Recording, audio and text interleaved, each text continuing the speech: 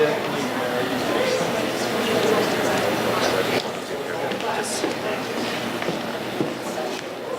right. Good evening, everyone. Thanks for coming tonight. And this is an important process in the junior year. As we know that before you know it, it will be summer vacation, and it is the transition to grade 12 for the class of 2020. And this workshop series that the guidance department put together, I think is really fabulous. Because what it does is it allows for you to have some real hands-on materials for yourselves as you guide yourselves through this really important journey. And whether it's your first child that is going through it or your second or third or fourth child going through it, we know just from the work that our guidance counselors do is that the requirements or the qualifications that universities are looking for changes from year to year. So that's why each year when we do this program, there's nuances that change. So for our families that are here, that you've been there, done that with your older children, what's so important about these workshops is it gives you the most updated information. So tonight is really about what you do over the summer, which is really an important time for you to prepare for that beginning of senior year so that you can potentially have a lot of your check boxes completed as you go into the very busy time of the fall of grade 12. So without further ado, please enjoy your evening tonight and all the information that will be shared. I just want to introduce to you the person who's really put these programs together for the guidance department, Mr. Steve Goldman. Thank you. Thank you. Thank you for coming out tonight. We really appreciate the fact that you guys are doing this, because not only does it make your lives easier, it also makes our lives easier in the long run also. So how many people were at the first workshop in February? Fantastic. For those of you who were not here in February, if you go to the Middleborough High School website, click on About Us, and then Departments, click on Guidance, and scroll down to the Junior Info link. We have put a copy of the Part 1 workbook. This is Part 2 that you got tonight, which is Where to Begin. We've posted it right there online. I just posted this one online also, so if you want to get a nice color version of it, you can get it right there online. We also videotaped the first workshop, and we're going to videotape this one. And I forgot to set the record button. So we're sitting up there in front of the video camera. On the lower right-hand side, there's a red button. If you could just push that for me. Our cameraman, we don't have a cameraman tonight, so I'm kind of doing both. Should I repeat what I said? No. We'll edit that in later. Okay, so thank you for coming out, the parents and students that are here. Just to review the materials that you should have picked up when you came in, what you should be doing over the summer workbook, and the other stuff, the blue college admissions selector and the pink comparison guide between the SATs and the ACTs. We gave those out in the first workshop also, so if you didn't get one, make sure you grab one. And then, of course, the evaluation form, as Mr. Barrini said, I've been doing college planning for 20 years now. I've been actually doing these workshops at other schools for probably at least 15 of those years. And I spent before vacation, and I spent the last 2 days going through this workbook again and still making changes. The process changes, but not only does the process change, but what we do is we take the feedback that we get from you folks from these evaluations, and we try to make sure that we're incorporating information in here that's important to you so it doesn't leave any questions. I think we've done a pretty good job, but every now and then we do get some good feedback, so we do appreciate it. You're not hurting our feelings. So we do appreciate the fact that you give us that feedback. And this is, as I've said before, this is not a hard process. It is just a very long and detailed process, which is why we started you in February and why we broke this up into 3 workshops. If we were to present all of this to you now, or back in February, and then again in September, you'd be so overwhelmed you wouldn't know where to begin. So hopefully you're using this, hopefully you're reading it. A lot of people take it and don't read it. But we try to make this as simple as possible. We put it in bullet form in most cases just to kind of get right to the gist of what you need to be doing. And then certainly we are available for questions and help and guide you through the process. For those of you who came in looking for a Naviance registration card, If there was no card up there for you, that means you probably picked it up at the first workshop. Those are the ones that were left over for the people that did not pick them up. If you don't recall picking one up, lost it, whatever the reason is, just contact your student's guidance counselor and they would be more than happy to give you your access code. Naviance is a wonderful, wonderful tool. Just to let you know, I've been working with the tech department, and as of this afternoon, we have uploaded anonymously everybody's PSAT scores and SAT scores if you've taken them. So everybody that is now currently in the building that's taken an SAT or a PSAT, or anybody that graduated last year, their scores are in there on your personal Naviance page. No one else can see them except for you. Where this is really wonderful and helpful is when you click on a college that you're interested in, and then you click on the admissions tab and scroll down, there is a graph that will appear. And if we've had students over the last 3 or 4 years that have applied to those schools,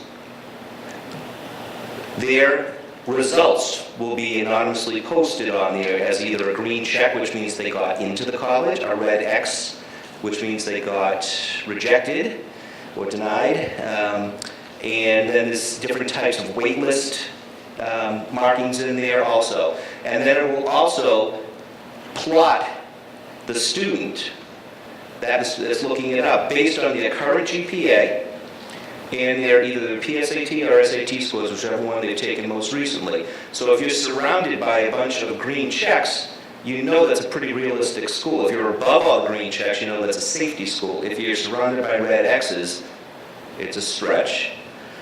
And if you're surrounded by any other wait lists, then you know it could go either way depending on the competitiveness of the pool. It is a really helpful resource to really make the search real and realistic for you.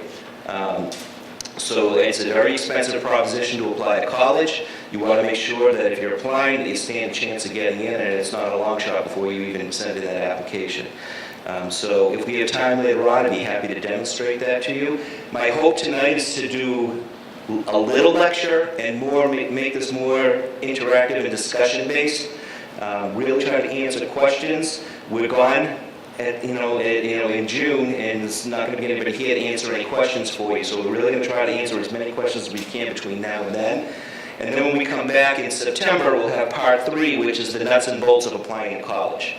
I want to put a plug in for our college application boot camp. Did you folks get the mailing on that went out about a month ago?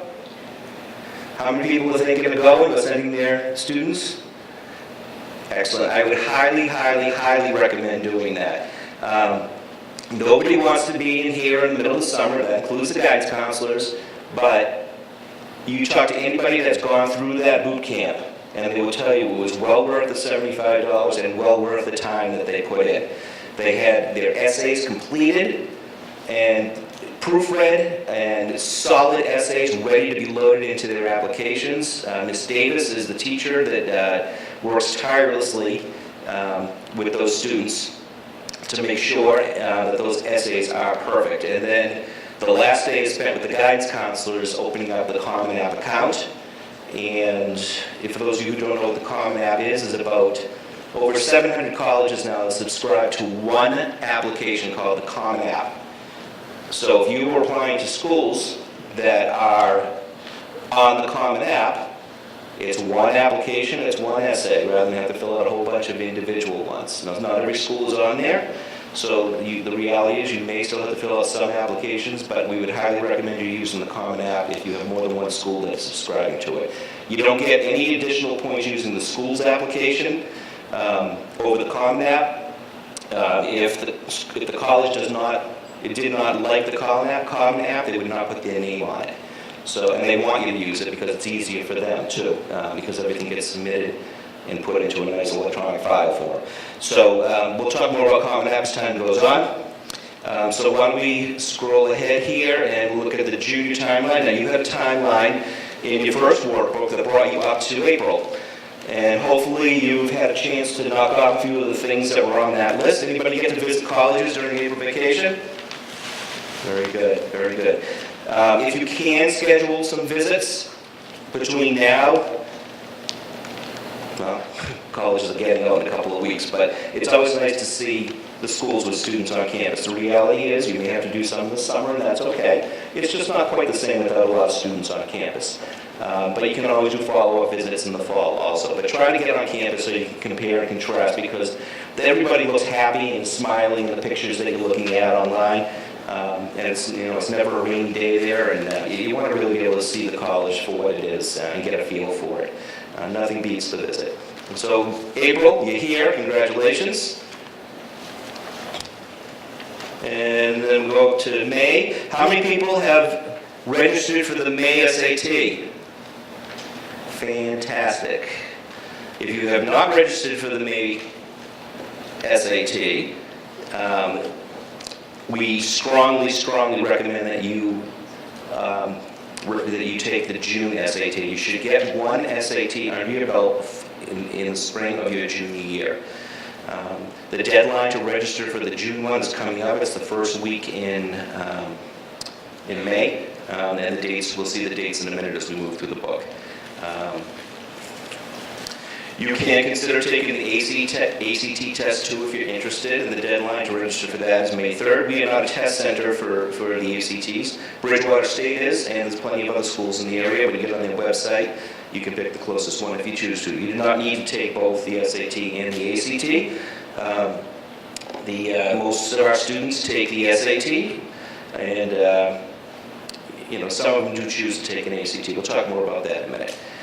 So May 4th is the SAT here at the high school if you registered for it. You want to make sure that you have your ticket and an ID. You will not be let in the doors. Well, you'll be let in the doors. You won't be let into the classrooms, the testing rooms, unless you have both. Not our rule, it's college boards, and I'm sure all you know what's going on in the news right now with college admissions and the SATs. I'm sure that security of these are going to be even stronger in the fall. So we're working for College Board that day, and we have to go by their rules, or even though we know the students, if we don't, they will not let us be a test center anymore. On May 21st, 9 o'clock, there is a smaller college fair. The New England Association of College Admissions Counselors is having a spring fair at Bridgewater State, and we are going to do that as a field trip for juniors. So when you hear those announcements coming, they'll be coming soon. You want to sign up quickly because space is limited. How many went to the National College Fair in Boston last month? Very good. Very good. It's a little smaller than that. Hopefully you have a list, a manageable list, so you can get around and talk to these folks. And of course, you should be continuing your research on Naviance and begin to narrow down your college lists. In June, there's an SAT on June 1st we talked about. We're having a career fair in the gym on June 5th. We're hoping to get 25 to 30 vendors from different areas out there, different careers out there, to come and talk with you guys about different opportunities in their fields. We're in the process of scheduling that right now, so I can't tell you specifically who's going to be here, but you'll be going down to the gym, you'll be walking around different tables and getting information and asking questions about that. Okay, so before you leave for the summer, make sure if you do only one thing, you seek out a teacher that you had this year, and you ask them if they'd be willing to write you a letter of recommendation. Okay? You do not want to wait until you come back in September. Teachers do not have to write letters. They can say no. You know who the popular teachers are here. And the reality is the teachers are writing these on their own time. So some of them that get inundated with requests may say, I'm sorry, the first 20 people that ask me, that's all I can do and get done to write a quality letter and still be able to take care of my teaching responsibilities and my family. So please make sure you get a commitment from a teacher. Okay? It's usually a junior teacher because they've seen you most recently for an extended period of time. You do not want to ask a teacher you had freshman or sophomore year and you have not had them again. If you had them freshman or sophomore year and you're going to have them again senior year, that might, first half of the year, not second because that'll be too late, that might be a good person to ask if you'd like to, because they can talk about the growth they've seen you in as a student. So make sure that you are you're focusing in. Make sure you're getting an academic teacher. By that, I'm talking about a core subject: English, math, social science, language.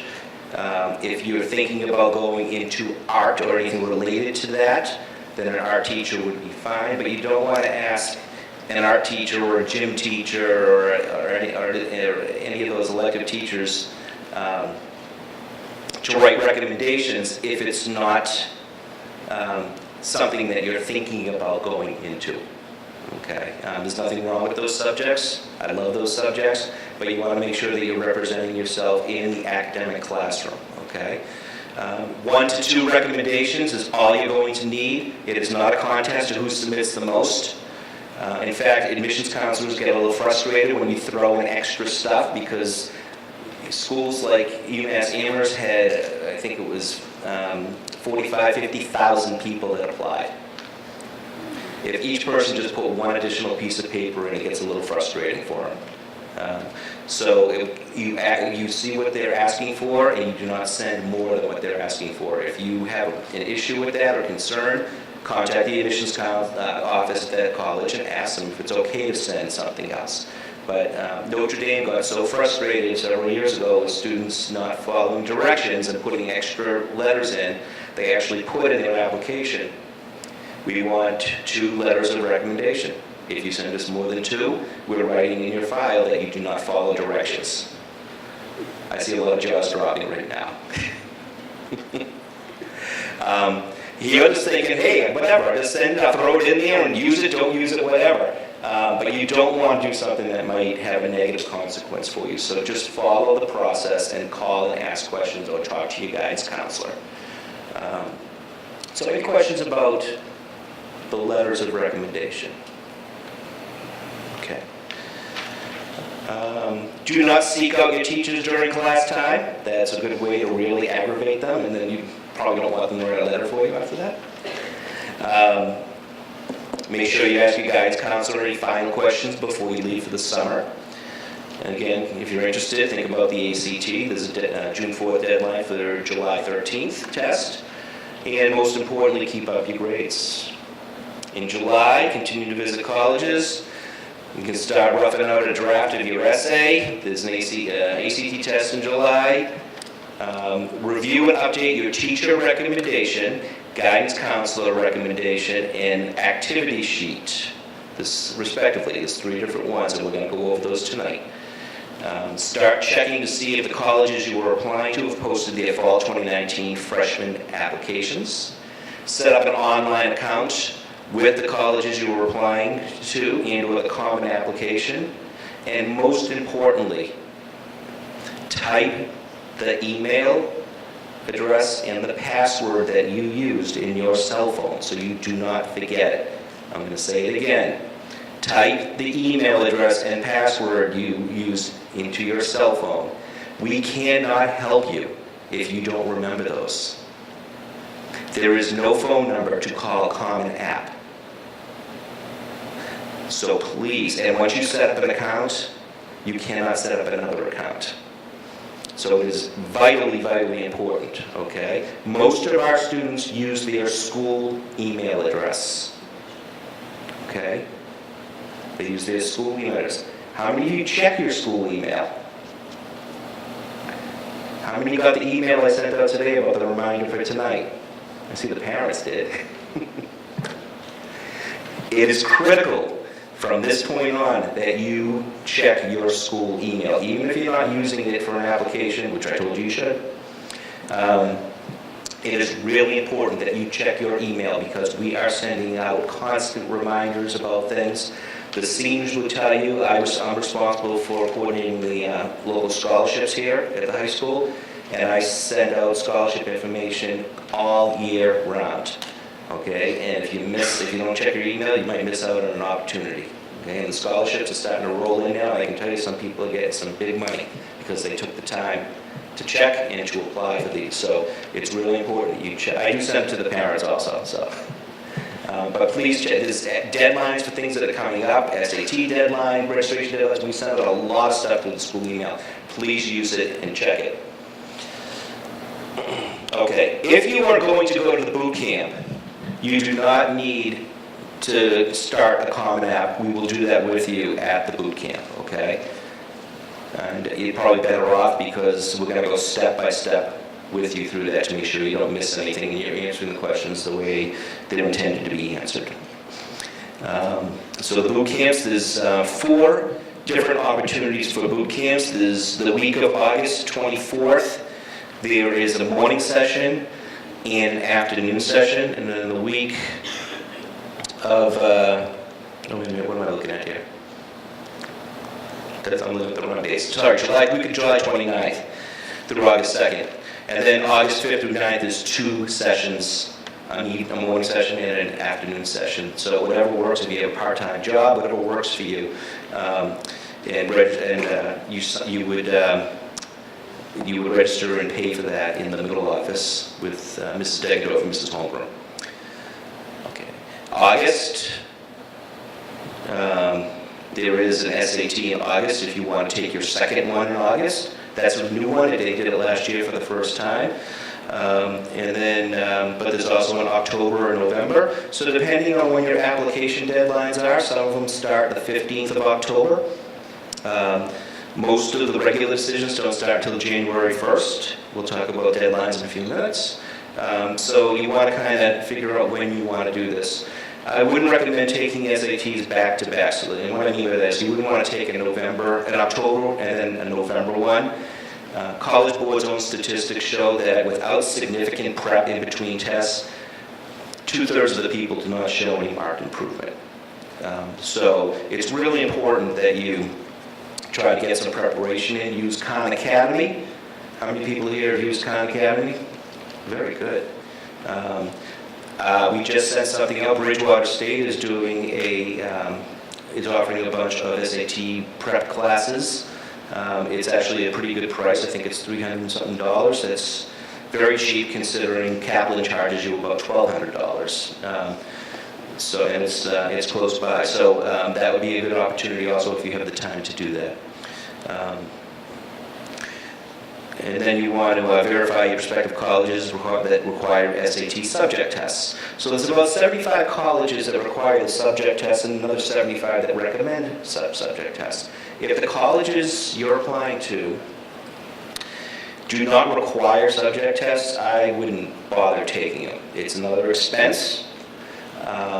And it's another Saturday. You can't take them the same day you take the SATs, the SAT reasoning test. I would only take them if they are required. Even if they're recommended, I wouldn't bother. They're not easy tests, and you don't want to put the time and the money into it, and then maybe not get the results that you want, or maybe it doesn't help your candidacy any. So, like I said, some schools require them. Usually, the high-end schools usually require them. Some schools require them for specific majors. So there's a few schools out there that might say, we want a biology SAT subject test if you're going into nursing. Anybody going into nursing? Okay. Not many, but there are a few out there. So you have to just read carefully and call and ask those questions because you have to figure out when you want to squeeze those subject tests in if you need to. You don't want to find yourself, the deadline, the application deadline's coming up, you still have to take an SAT reasoning test and an SAT subject test, and there's no time to get it all done by the deadline. And then when you come back in September, we're going to have the nuts and bolts of applying to college, and we just set the date today. It's going to be September 25th. So that is going to be another evening session, and that is pretty much, hopefully, all the work is done, and now it's a question of who's doing what, where's it going, how's it getting there, and we'll walk you through that process. So there's your timeline. The word for guidance, which was in the last one. Here's a review of what we covered last time. All this, as I said, can be found on our website. And I'd be happy to stay after if anybody would like to talk to me about what they missed at the last one. And then there's the testing information. We talked a lot about this already, when the dates and deadlines are, the late registration deadlines also. And then this is new right here, down here. When do you take these tests? And it just spells out, like I said, we recommend you take one test in the spring of your junior year, one test in the either late summer or early fall of your senior year. The subject test depending on schools, and the ACTs if you'd like to. If you've taken the SATs twice and you really haven't noticed any improvement, you're not really satisfied with your scores, then at that point I would recommend taking an ACT. It's set up a little bit differently. It's English, math, science, and reading, and there's an optional writing section in there also. So it's more subject-based, so it might be, if you don't have those scores, sometimes people do better on the ACTs, but usually they score comparably. One more note about the SAT subject test also. How many people here received a application for the Stanley Koplik Award? Okay, one of the criteria for that is you need to take some other tests. It could be AP tests, or they could be SAT subject tests. So there's another reason why you might need to take a subject test, okay? Talking about the ACTs again, some of the schools that require SAT subject tests will take an ACT test in lieu of a subject test because it's more subject-based. But all those are questions you have to ask when you're visiting those campuses. So let's talk about your teacher recommendation. We talked about getting that request right away. That's what the form looks like. And then what we have here are just the instructions of where to access it in the document library on your homepage of Naviance and how to save it in the journal section of Naviance. You should save all of your Word documents in Naviance. Have all your college stuff in one spot. So this way you don't have to worry about, did I save it on my desktop, on a flash drive, did I print it out and put it someplace at home? Save everything right there. Give your counselor access to it, okay? You're still going to have to email us copies of things too, which we'll talk about. But give us access. You have to click the box to let my counselor see this. This way we'll have the opportunity to be able to print something out if we need it for you, okay? And then some suggestions. When writing the teacher recommendation form, you should provide as much, and the guidance counselor one also, as much detailed information as possible in order to assist your teacher in writing your letter. If the question is, my proudest accomplishment in your class, be sure to provide details such as a well-written paper, a project that you excelled at, or a presentation you did well on. These details provide the teacher with information to reference in your letter. Do not write, my proudest accomplishment in your class was getting an A. It's important to explain why this was a proud accomplishment, okay? So just give them details. The colleges want to read the anecdotal information. They want to know what was behind it. It could have been a class that maybe you really struggled in. Maybe you're not a math person and it was a really hard class and you only got a C in the class, but you went for extra help. You had a tutor. You did extra credit questions. Colleges love to hear about the resilience of students and how hard they work. It's not what the greatness of the grade is. It's about what you do to try to be a good student, okay? So make sure that you're not shortchanging yourself on any of these forms. A lot of people sit there and say, oh, I gotta get these forms done last minute, and they just kind of whip them together and give them out to the teachers and the guidance counselors, and you're not giving us much information. We know some stuff about you, but we're not in your heads, okay? We don't know about the experience behind it, and we may not know about things that are important to you that are for the guidance counselor who writes the all-around recommendation. What do you do outside of school? We may not know that you've been in Girl Scouts your whole life. That's a pretty big commitment that you've made. You know, we may not know that you were a camp counselor, okay, or you had a part-time job when you were an assistant store manager.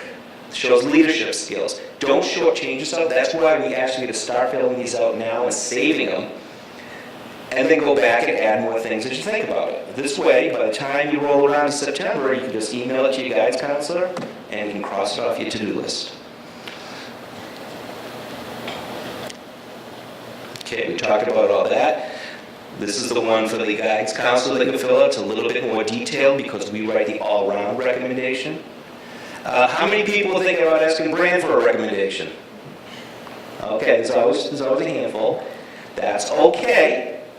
Okay, but remember, he is not a teacher, he is an administrator. You have to, your primary letter of recommendation needs to be an academic letter of recommendation. That means a teacher. If the college says we'll take 2, then you can use an administrator, you can use a coach, you could use a priest, you can use an employer, but you have to make sure that and do not use your parents.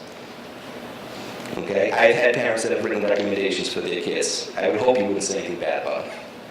Okay, they do not want it, they do not want a recommendation from your parents. So make sure that the primary one is a teacher, and then if you are submitting a secondary one, it can be another teacher, or it can be somebody that does not have the experience with you in the classroom. The guidance counselor, as I said, writes the all-around one. We'll talk about your academics, we'll talk about your extracurriculars. And then the activity sheet, you're going to need this also come February when you start applying for scholarships, because you're going to have to list all your activities for scholarships also. So the activity sheet and the green letter of recommendation info sheet for the guidance counselor, both those go to the guidance counselor. Your teachers should not get the activity sheet even if they ask for it. We think we've trained them at this point, but the teachers should not be writing about activities that they do not have first-hand experience with. So if your English teacher is writing about your experience on the soccer team and the art club, and they're not your coach or your art teacher, it's just third-person information. Okay? They're interested in the academic reference. Your guidance counselor, however, has to write about what you do outside of the classroom also. So that's why we ask for the activity sheet. And as I said, you're going to need that for scholarships. Okay, and there's samples of all these forms in the back of this book.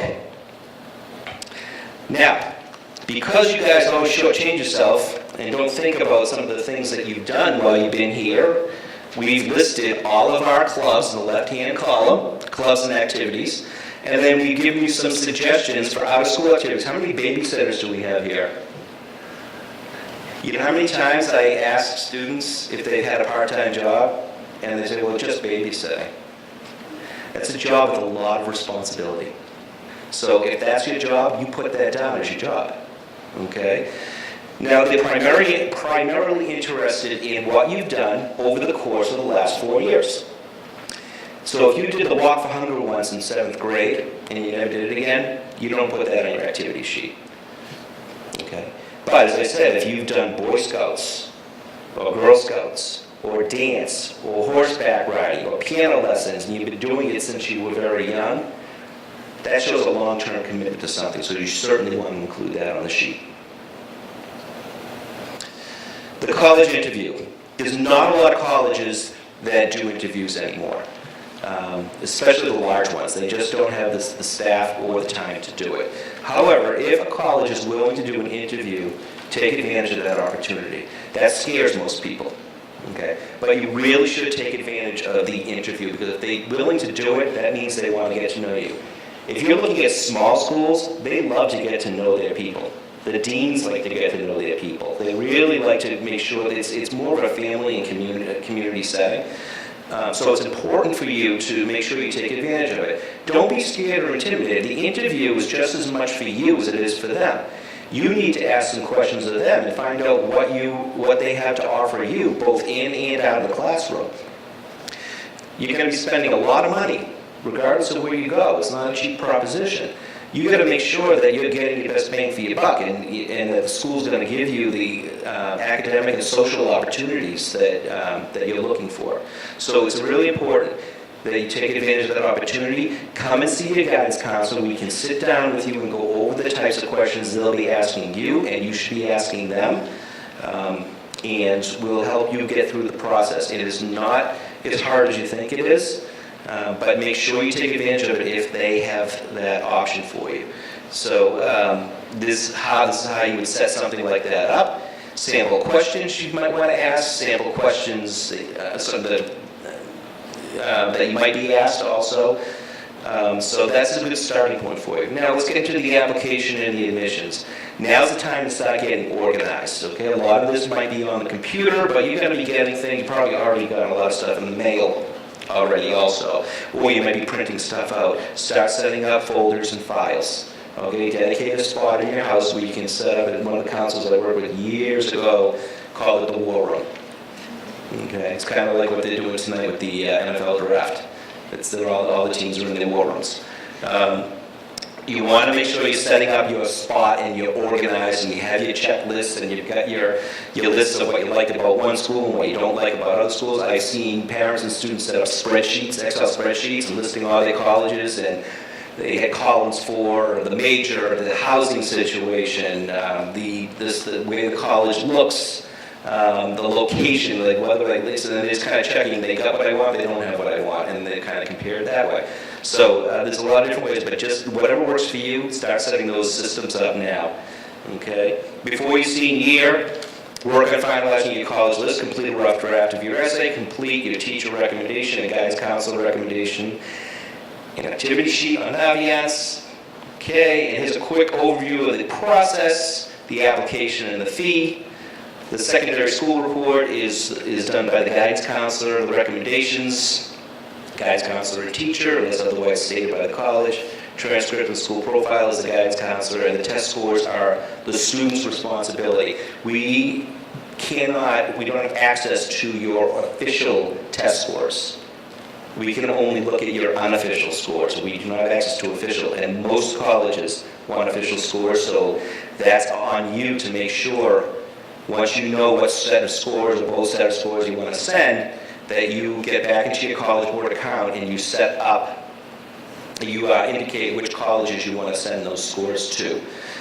We have a whole bunch of students this year who was still chasing down, saying, what did you hear from the school? Nothing. I didn't hear anything. And part of the reason they didn't hear is because they didn't send their SAT scores in, or they didn't send the check-in, or a credit card number, whatever it might have been. They're just not going to make a decision. So make sure you're not shutting yourself out of the process by missing a step like that. There's 5 different types of applications. So let's talk a little bit about those right now. The traditional deadline, moving down to number 5, is regular decision. Okay, it's a non-binding decision. That just means you apply regular decision, they read it, they make a decision, you go, you don't go, then that's been accepted. There's no, you're not required to attend. Those deadlines begin January 1st and run through April 15th. Rolling admissions underneath that is non-binding. You can apply for colleges right up to the day that school starts in September. So there's pros and cons to that. The pros to that is if things don't work out for you in the process, hopefully they do, because we try to make sure that you have a school on your list that we know you're going to get into.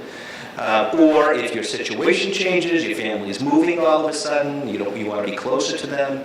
Or, unfortunately, I had a student years ago who had a parent that passed away. She was going to go very far away. She was an only child. She didn't want to leave her mom by herself.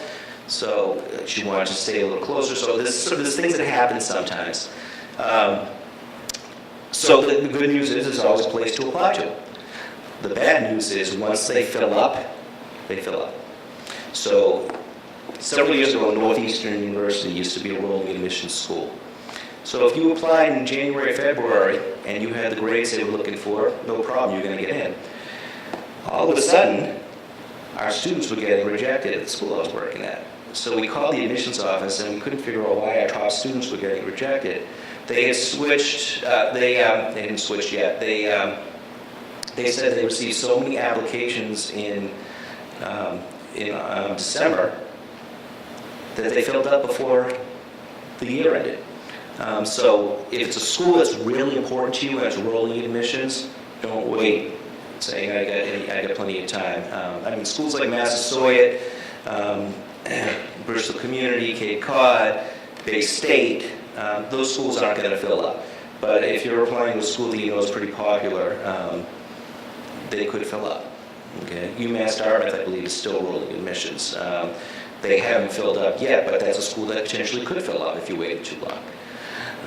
So those are the traditional ones. Now we also have early action, early decision, and priority. We'll start with early action. Early action and early decision usually are November 1st through November 15th. There are schools that are creeping up with October 15th deadlines. More and more now are starting to do that. So with early action, it's a non-binding application. You can apply to as many schools early action as you'd like to. You just find out sooner. Usually you find out before Christmas. And you don't have to make a decision until May 1st on whether or not you want to attend. You can, early decision is a legal binding contract that you and your parents are signing, and the guidance counselor is signing too. You can only apply to one school early decision. And if you get in, you have to immediately withdraw your regular decision applications. And that's where you're going to go. Okay. Guidance counselors are not big fans of early decision because you will not have heard about your financial aid yet or any of that other stuff. So if you get into Boston University early decision, and BU is about $75,000 a year now, you're going to BU, you're not going anywhere. So, and like I said, you're signing a contract. So be very careful. If your family has the means, if that is your dream school and you will do whatever it takes to get in and pay for it, then that's one thing. But don't lock yourself in. Now, not every school has early action, early decision, or priority either, for that matter. Some schools just do early decision, some just do early action. Okay, so you got to kind of read the information carefully to make sure you know what you're signing yourself up for. Okay, some schools don't have either one. And then priority is a non-binding decision. It's an earlier application, similar to early action, but usually specific to the individual college. If you're looking at nursing, regardless if it says early action or early decision, you want to get your application in early. And by early, I'm talking November. Okay. There are so many people that want to go into nursing now, and there are just not enough programs, room and all the programs out there to satisfy it. So the longer you wait, the better chance that you're not going to get, even if you're a top-notch student. So it's really important. UMass Amherst has a nursing program. They take 80 students a year. That's it. 80 students, and you can't go with transfer students, so you have to get accepted right out of high school. So make sure that you are talking with your guidance counselor early and getting everything done so we can get that stuff out for you, and make sure that you have the best shot possible to get into the school of your choice. So we have some important information here that's needed to fill out your college applications. You're going to need to know what our CEEB code number is, 221405. You should know that at this point because you've used it to register for the SATs. Our address, our phone number, our fax number, the correct spelling of Mr. Brannigan's name, and your guidance counselor's name, and contact information, extension, phone number, and email address. And this is how we get notified by the schools and by Common App to fill out your forms. You need to make sure you're putting that information in. Your class size is to be determined. We will let you know what that is in September.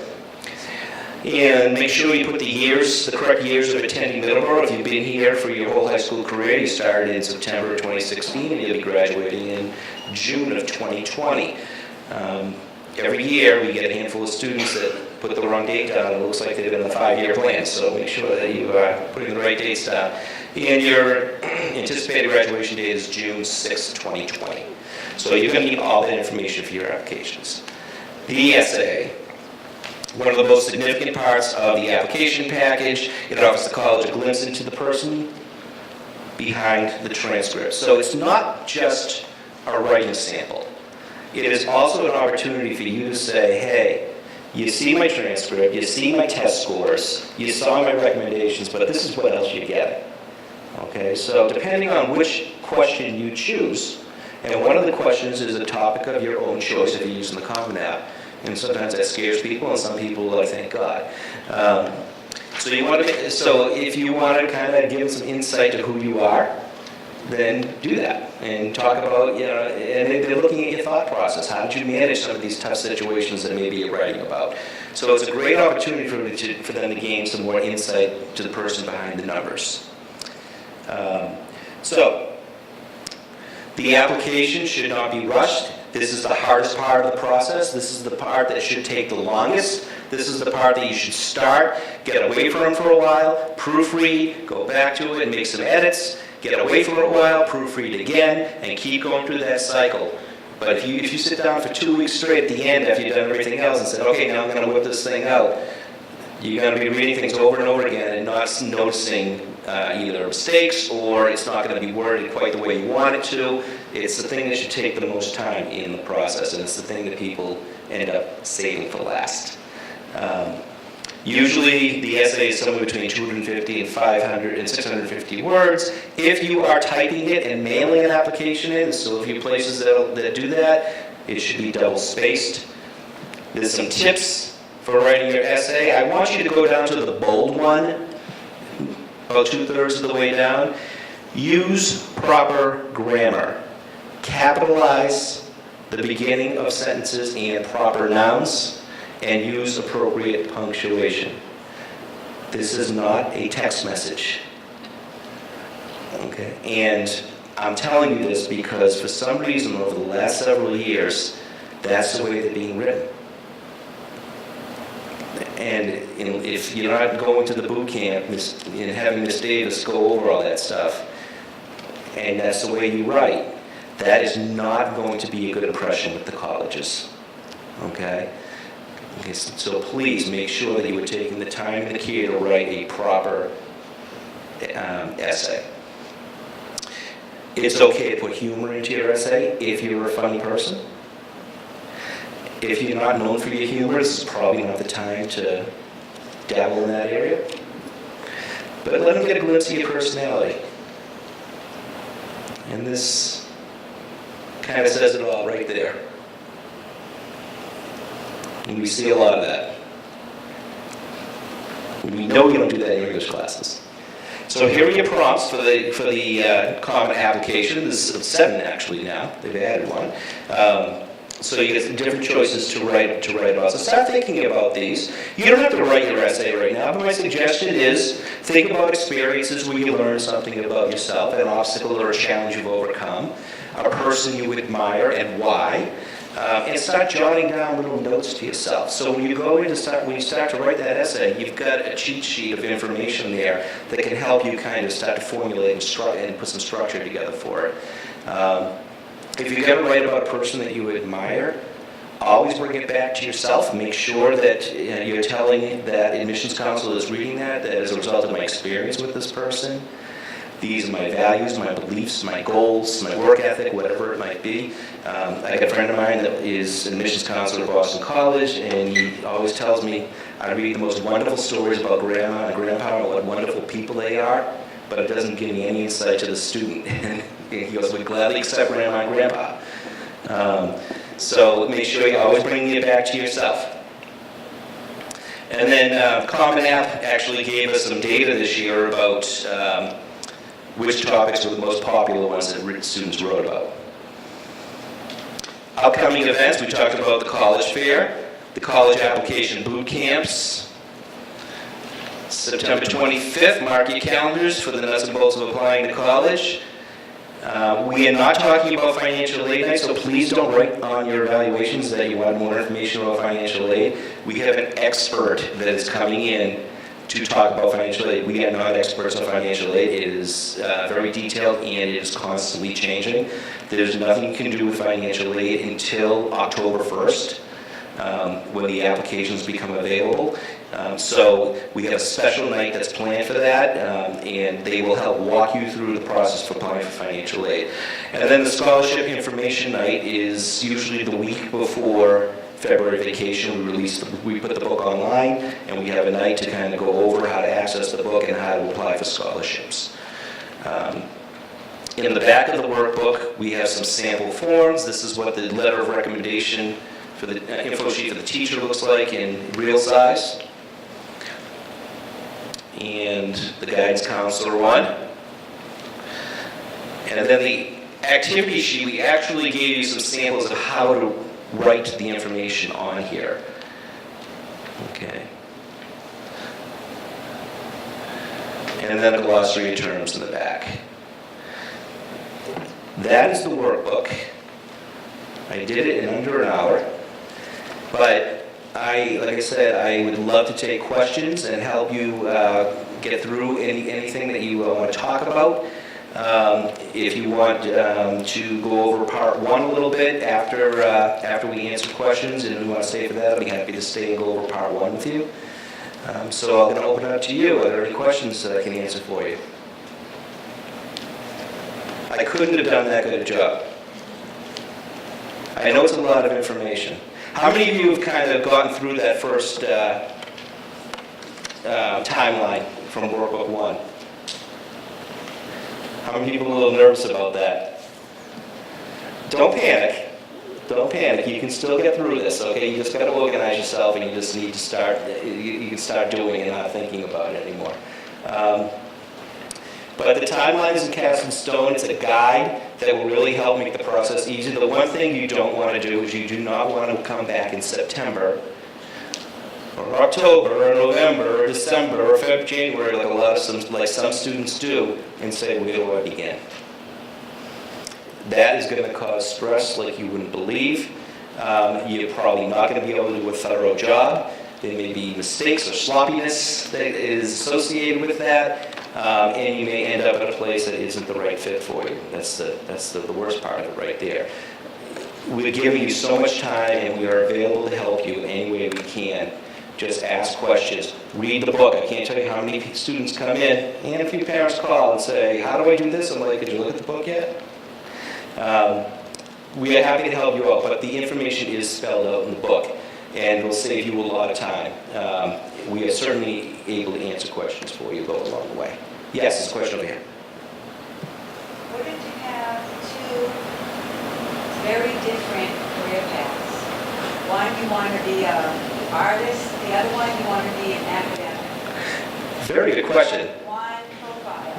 You write one essay, but it might be, my best experience in a piano lesson, and my other essay is the year it took me to understand geometry. It hit me June 15th.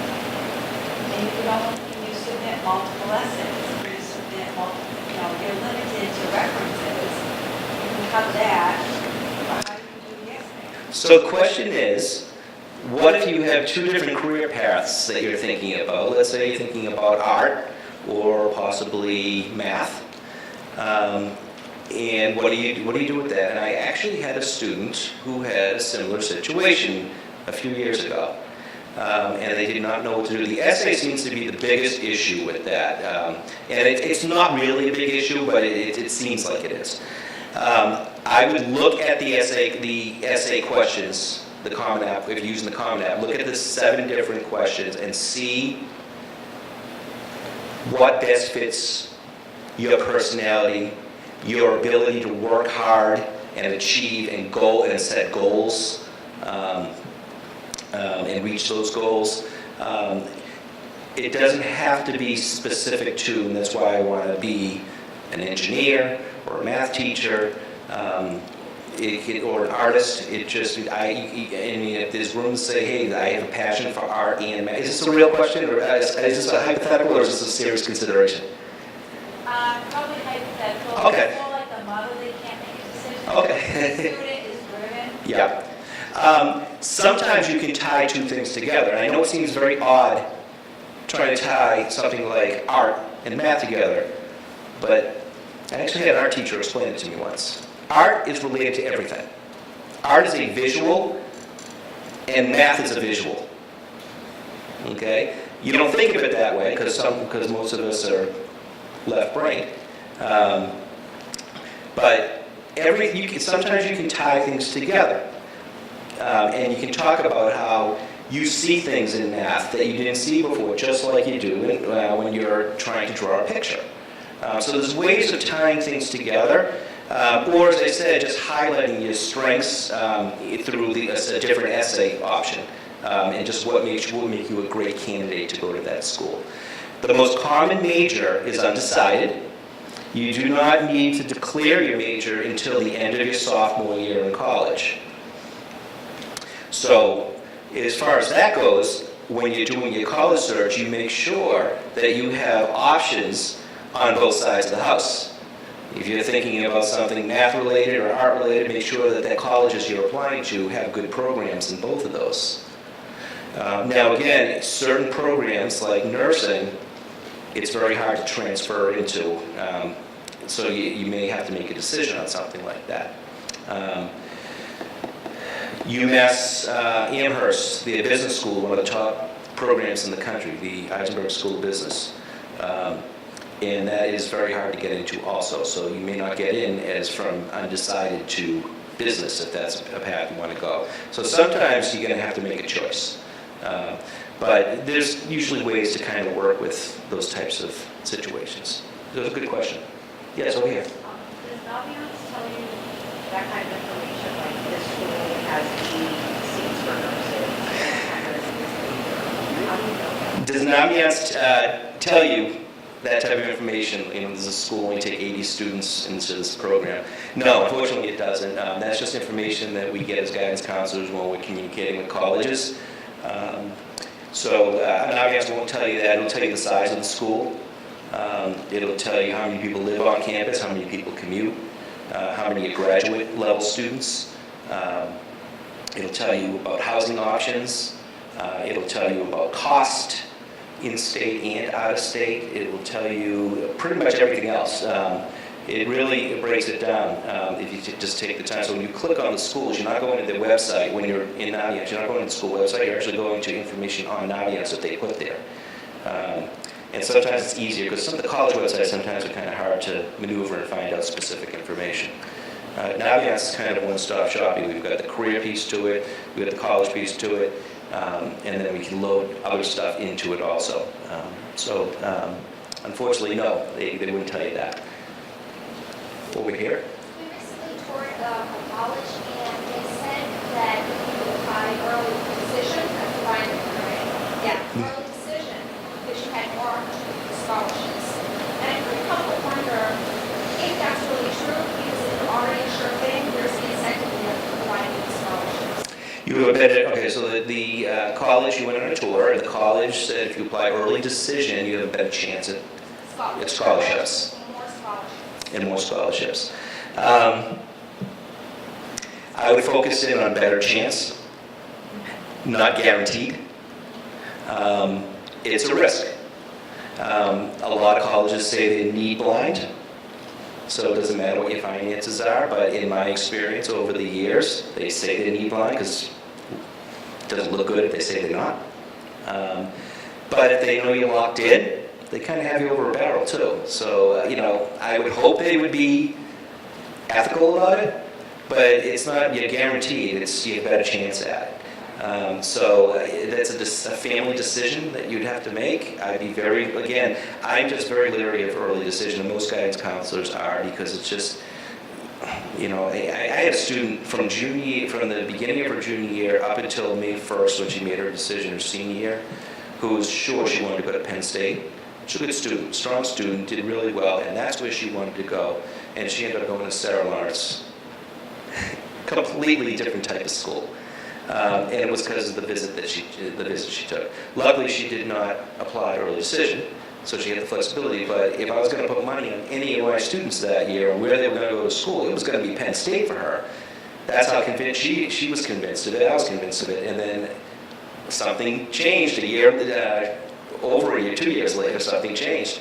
And so again, I just get really nervous with the early decision piece, and especially,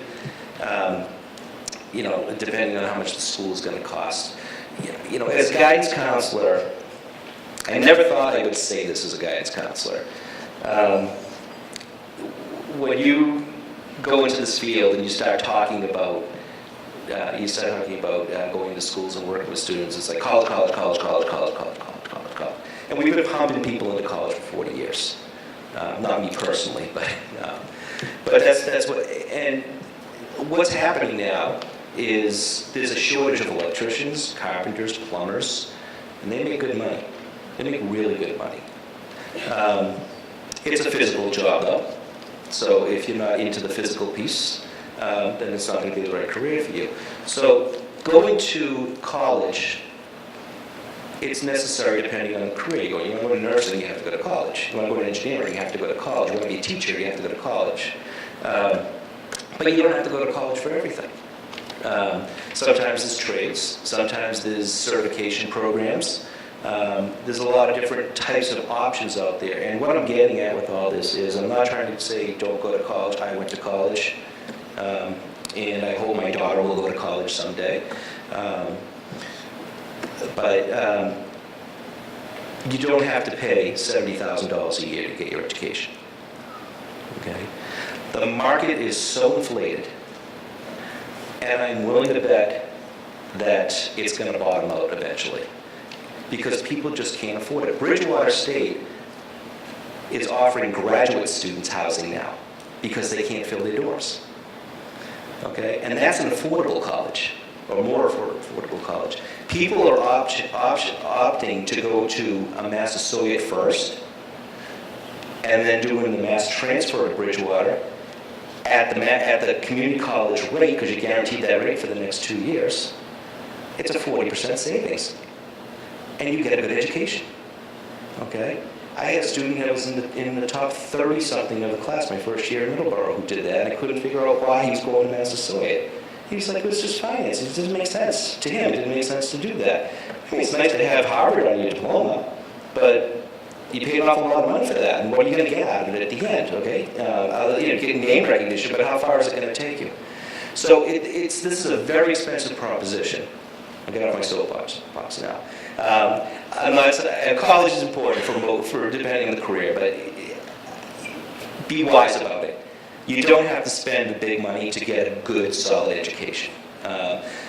You got to make sure that you're getting the best bang for your buck. You're getting the financial. If you can go to a big-time school for what it would cost to go to a public school in Massachusetts, and it's guaranteed money for 4 years, go for it. That's great. But make sure that you're getting the best bang for your buck. That's all I'm saying, and that you're not buying something that isn't going to do anything for you, possibly not going to do anything more for you than it would be for a lesser price. Up in the back. Do you recommend that if a student has a couple of colleges in mind that they apply, through the college board, they recommend that you send your SAT scores, and they tell you it's free if you do it ahead of time before you even see what your scores are. Do you recommend that? To send essays, if they send the SAT scores early? Yes. So the question was, if you, some colleges are saying if you send your SAT scores early, they will waive the admissions fee. Is that what you're saying? No, that the college board doesn't charge you to have your scores sent if you do it. Oh, that the college board doesn't charge you. Okay. So you have, I think it's 11 days, around 11 days, to send 4 score reports for free as part of your registration for that test. So after that 11 days, it costs you roughly, I think it's $12 or $12.50 a score report per, so every school that you send it to, they'll charge the credit card that amount of money. I wouldn't recommend sending them until you know those are the scores you want to send, especially if you've taken them, if you've only taken them once and you know you're going to take them again, you're going to do some prep in between. Right now it's too early to send them. You can't possibly send both sets of scores if you like them. Colleges will do what they call super score. So if you took them in May and you did well on the evidence-based reading and writing, and then you took them again in November and you did better on the math, you can send both sets of scores, and the super score will take the highest evidence-based reading and writing, the highest math. They'll combine those 2 scores, and those are the numbers that they'll use. Okay? And at that point, that wouldn't cost you anything to send both of them, because it would be 1 score report if you did it within that time frame. Other questions? Over here. So in terms of the application for the colleges, you go for the early, like the school visited during vacation, they do the early acceptance, non-binding. The financial piece comes later. So if you're not bound by anything, and you can do it so that you know what your options are. When do the schools, the college that we visited was in Boston, they take a small number of music students. They say they give 40% scholarships.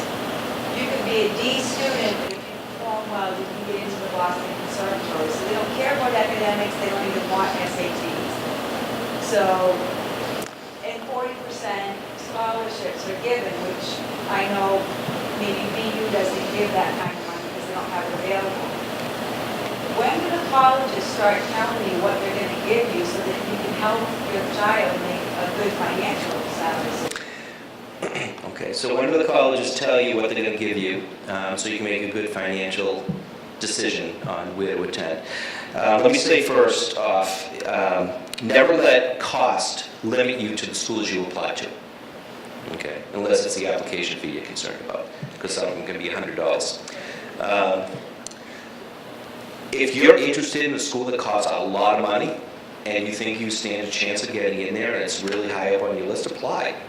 Let the financial aid process take its place, and see what you're going to get. Maybe you're going to get a good deal, and you can go there for an affordable price. So never let the cost, she'll shy away because of cost up front. Let the financial aid process take its place first. The universal deadline, if you apply regular decision or early action, or priority or rolling, the universal deadline to put your deposit down at one school is May 1st. Okay, so other than early decision, you have until May 1st to tell a school that you're my choice, that's where I'm going to go. At that point, you will have all your financial aid. You have your financial aid package, both from the federal government and from the college. You won't know about scholarships, local scholarships, because that's at the end of May, but that's a whole different ballgame anyways. But at that point, you'll have a pretty good idea of what it's going to cost you to attend the different schools.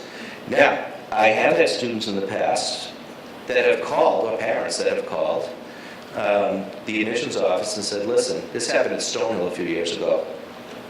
Student really wanted to go to Stonehill, but the financial aid package was a few $1,000s less than one of the other schools that she got accepted to. And they called and they said, listen, we really want to go to Stonehill, what can you do for us? And Stonehill actually gave her the difference. I was surprised, I didn't think they did things like that, but if they like you enough, based on your application and your grade, your records and stuff, then they'll do what they can to get you in, because you'll make them look good in the long run also.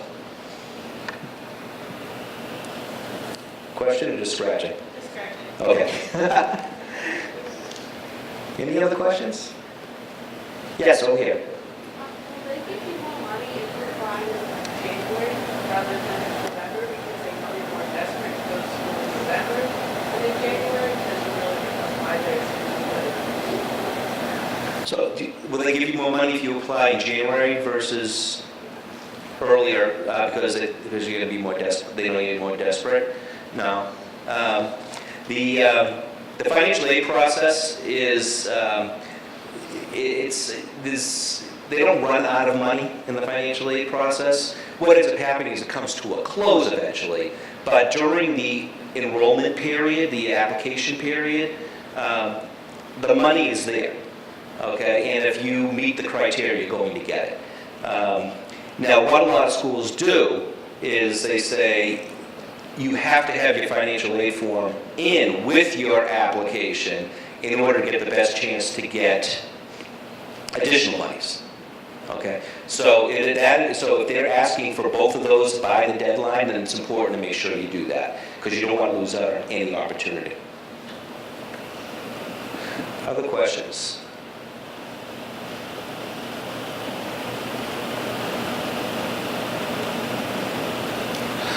Okay, well, it is 7:45. So for those of you who have had enough,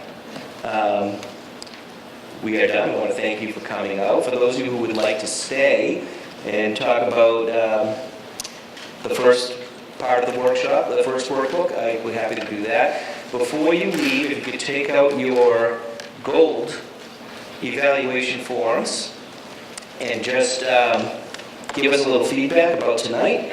We would be very happy for that. There are drop boxes right by the back doors as you leave the auditorium. If you need something to write with, my lovely assistant, Mr. Brannigan, has pens up in the back. He'd be happy to come down and help you out. You just raise your hand if you need something to write with.